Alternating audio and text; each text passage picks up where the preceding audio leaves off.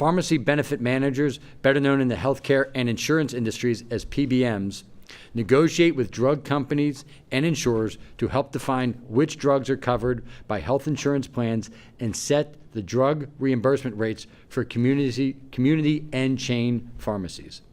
The idea is that they would negotiate better prices with drug manufacturers, but questions have been raised about whether the PBMs are passing better prices and rebates from drug companies on to consumers at the pharmacy counter. There are 4 major pharmacy benefit managers in Pennsylvania: CVS Caremark, Perform Rx, Optum Rx, and ESI. They receive state and federal funding that is taxpayer money through subcontracts originated in the Pennsylvania Department of Human Services and paid through Medicaid.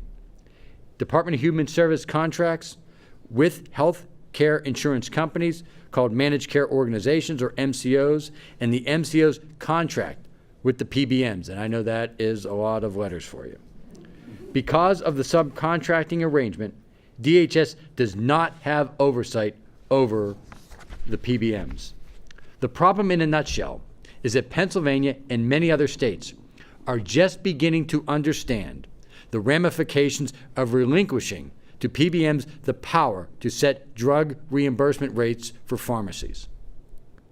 By using subcontractor to perform this multi-billion-dollar function, the state has zero oversight. I will repeat that. The state has zero oversight, nor does it even have access to data about the pharmaceutical prices being charged.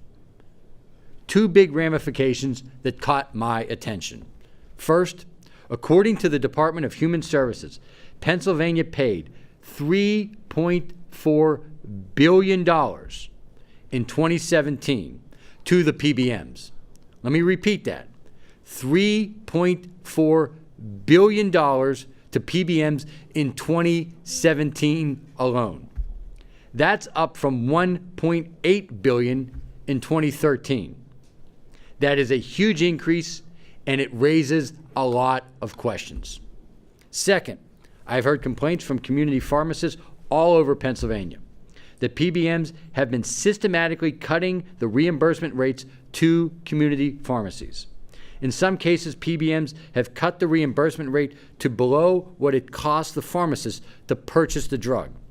That is not the way this process was supposed to work.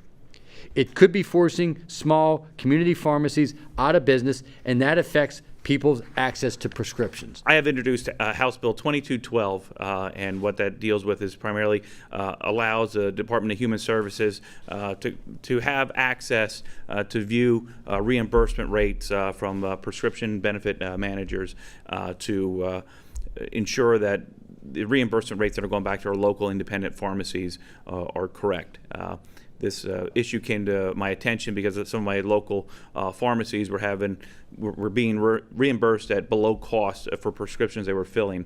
And I think our independent pharmacies, our small pharmacies, provide a vital healthcare need across this Commonwealth. And if folks don't have those local pharmacies to go to, they could be traveling up to 45 minutes to an hour to get prescriptions filled. So this is just about ensuring that everything's above board and that we have some oversight over that. So this legislation I've introduced in conjunction with Representative Ward would be to just allow there to be some oversight and kind of shine a light on this practice. So I'm hopeful that this legislation will get passed and we can ensure that our local pharmacies that are employing lots of folks in the community but also providing that needed service will be able to continue to operate.